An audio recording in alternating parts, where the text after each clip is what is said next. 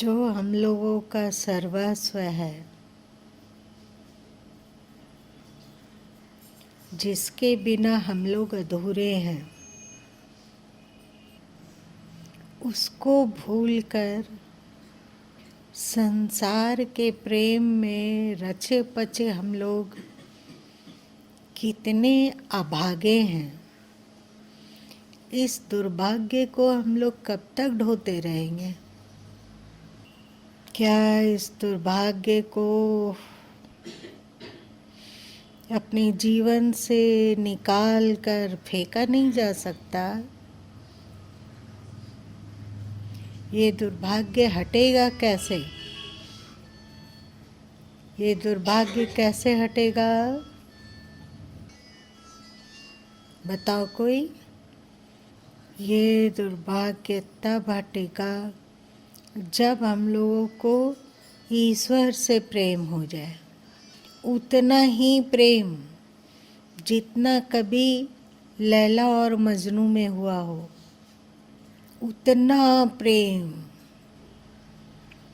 सब व्यर्थ व्यर्थ लगे, सब सुख सुविधा काटने को दौड़े, उनका वियोग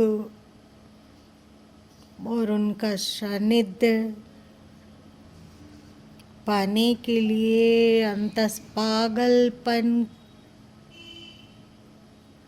में भर जाए। ये प्रेम मजा है कि सजा है पता नहीं, थोड़ा बहुत तो सजा रहा होगा, तभी गुरु माँ के पद में लिखाया कि मिलो न जब तक। कितना दर्द होगा, कितना अधिक दर्द की जाग कर उसका वियोग को सह पाना अब मुश्किल हो गया हो, पगलाया हुआ सा लगता हो, तो कहा गया कि जब तक तुम नहीं मिलते हो तब तक नींद में ही सुला दो, कि इस दर्द के पीड़ा से, छटपटाहट से थोड़ी देर के लिए राहत मिल जाए। यही रहा होगा ना। और ये क्या बात हुई, उठूं गिरूं और बाट निहारूं। बाट निहारने की बात तो समझ में आती है, पर उठूं गिरूं और बाट निहारूं, ये क्या बात हो गई? ऐसा कैसे होगा? ऐसा हो सकता है क्या? उठूं गिरूं और बाट निहारूं में क्या लग रहा है? तो तुम लोग जीवन में कभी विकल हुए हो किसी भी चीज़ के लिए? तो क्या उस समय ऐसा होता है कि उठते हो और गिरते हो, फिर उठते हो फिर गिरते हो? किसी को हुआ किसी भी चीज़ के लिए?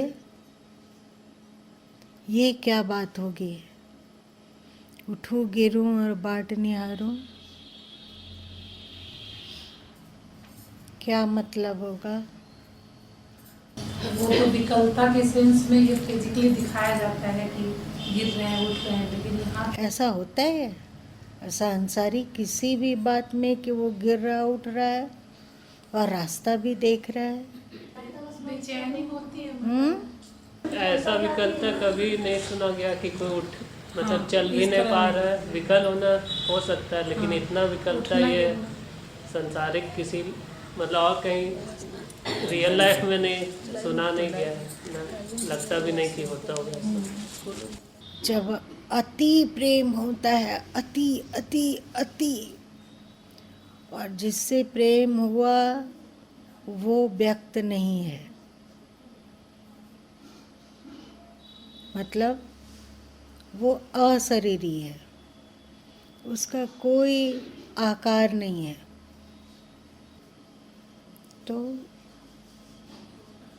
तो ऐसा होता है कि उनको पुकारते हुए, आवाहन करते हुए पागलों की तरह किसी एकांत स्थान में ये पद घर के बीच वाले कमरे में लिखाया है। तो उसको पुकारते हुए कभी गिरा गया तो वहीं पुकारा जा रहा है और वहीं आह्वान हो रहा है और सिर जमीन पर रगड़ा रहा है। कभी सिर पटका रहा है कि भगवान अब नहीं, अब एक पल भी विलम्ब होगा तो प्राण निकल जाएगा, एक पल भी नहीं।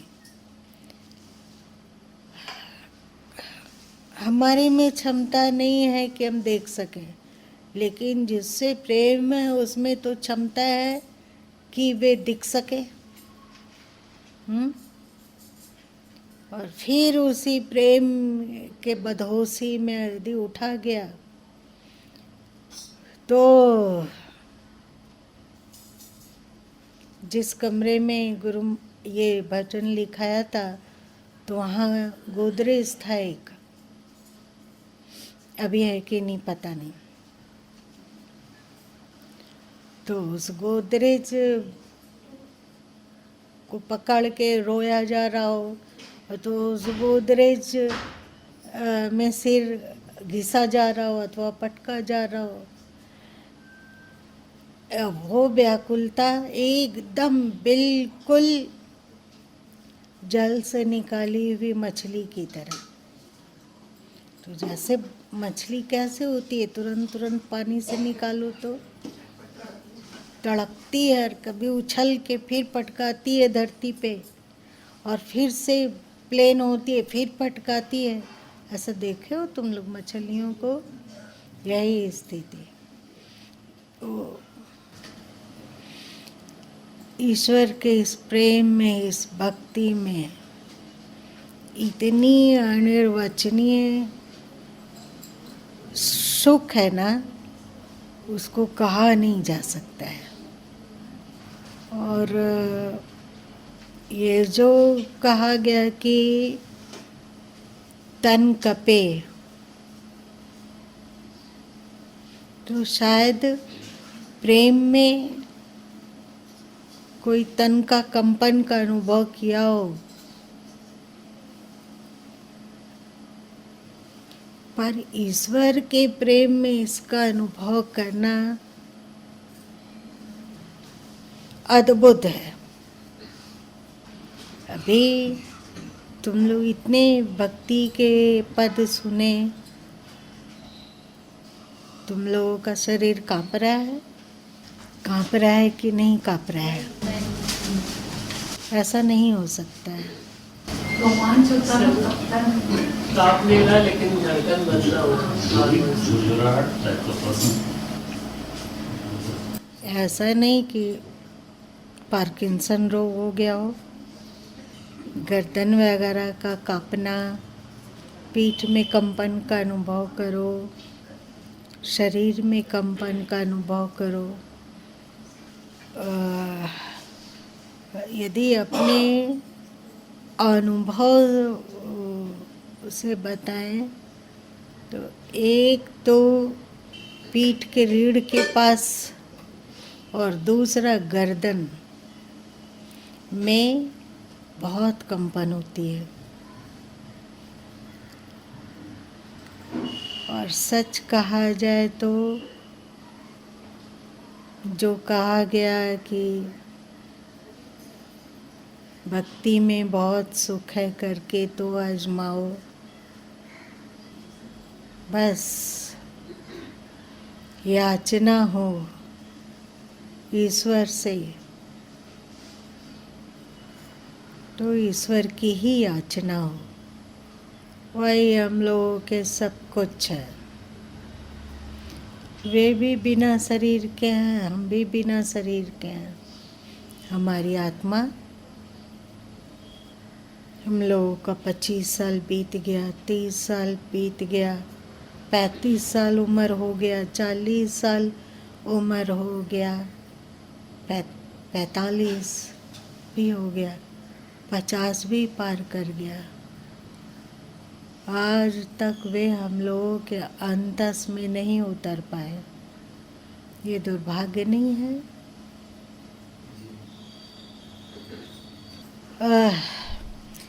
हम लोगों के मन में बहुत सारा विचार उत्पन्न होता है, अथवा हम लोग बहुत कुछ सुनते हैं ना? पर विचार शक्ति के रूप में तब परिणत होता है, अथवा जो हम सुनते हैं वो हमारा संस्कार तब बन सकता है जब जो हम विचार कर रहे हैं उसी तरह का उस समय अनुभव भी होने लगे। और जैसे अभी हम लोग भक्ति का, ईश्वर प्रेम का पद सुने तो जो उस एक एक अक्षर में कहा जा रहा है उस वैसा आप अपने भीतर अनुभव करने लगे, जैसे आपके साथ वो हो रहा है। अभी एक पद का उच्चारण के और जो पद में कहा जा रहा है उसका अनुभव करें कि वो आपके साथ घट रहा है।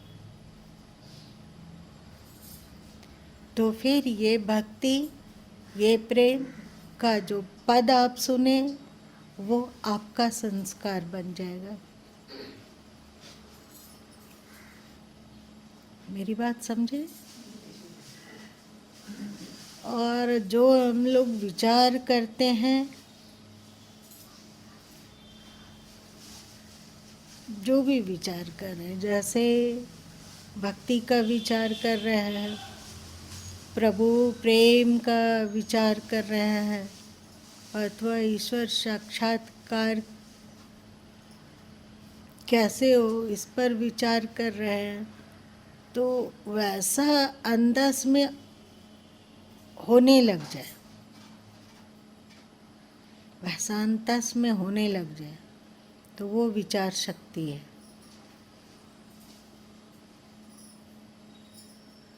वो विचार शक्ति बन जाती। मतलब जैसे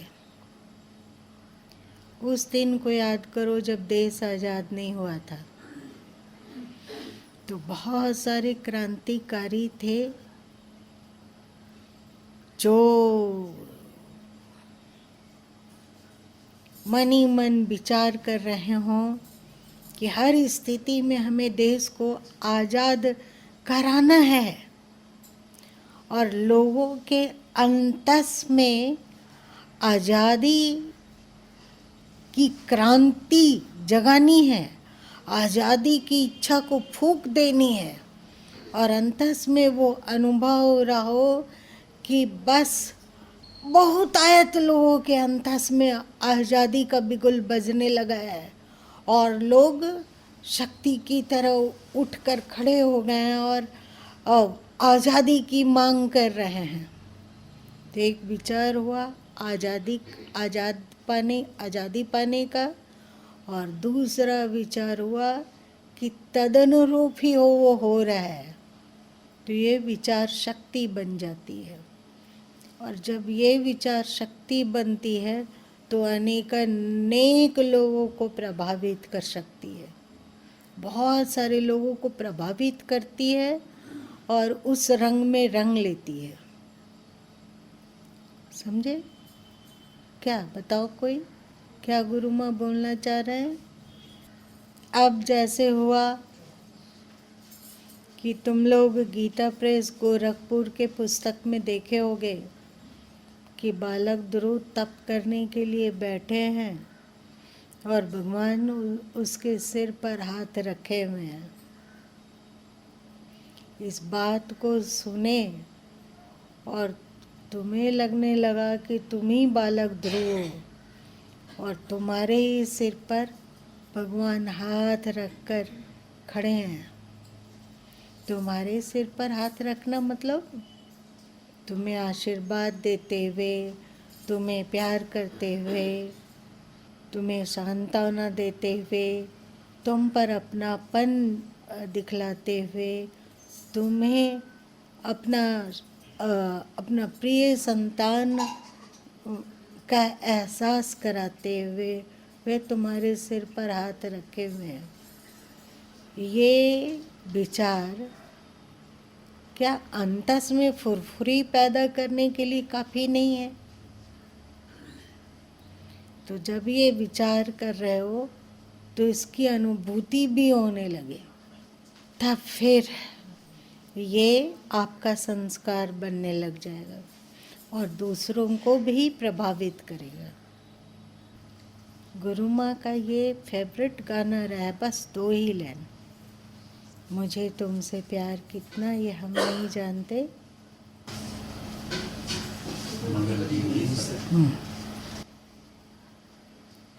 ये तुम लोगों का भी फेवरेट बने, लेकिन एकमात्र ईश्वर के लिए, क्योंकि प्रेम करने लायक केवल एकमात्र ईश्वर ही है। ईश्वर के प्रेम को पाने के लिए भले ही धरती और प्राणी मात्र से प्रेम किया जाए, पर मूल प्रेम तो उन्हीं से होना चाहिए। और दिन भर तुम लोग भक्ति विभोर रहना, देखना जैसे तुम ध्रुव बन गए हो और भगवान तुम्हारे सिर पर हाथ रखे। इसीलिए तो भगवान का साकार रूप की कल्पना करनी पड़ी। समझो मेरी बात, एक छोटा बच्चा है, अगर उसकी माँ निराकार होगी तो वो किसके पैर में जाके लिपटेगा? पता है कि भगवान निराकार है, उसका कोई आकार नहीं है, लेकिन हम लोगों को आकार भी चाहिए। इसलिए आकार की कल्पना करनी पड़ती है कि भगवान हैं, वे प्रकट हो गए और हम एक बच्चे की तरह जाकर उनके पैरों से लिपट गए। जैसे छोटा बच्चा अपने माता पिता के पैरों पर में जाके लिपटता है कि नहीं पैरों से, वैसे ही मजबूरी है उनको आकार देना। प्रेम कैसे करेंगे? आकार नहीं होगा तो उनका प्रेम कैसे पाएंगे और उन्हें प्रेम कैसे करेंगे? लिपटने का मन करेगा उनके चरण में, कैसे लिपटेंगे बताओ?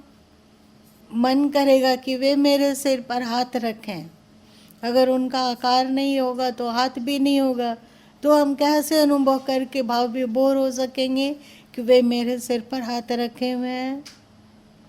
साकार की आवश्यकता है कि नहीं? सब चुप हो। इसीलिए तो निराकारवादी कबीर पंथी होते हुए भी वहाँ साकार विग्रह रखना पड़ा।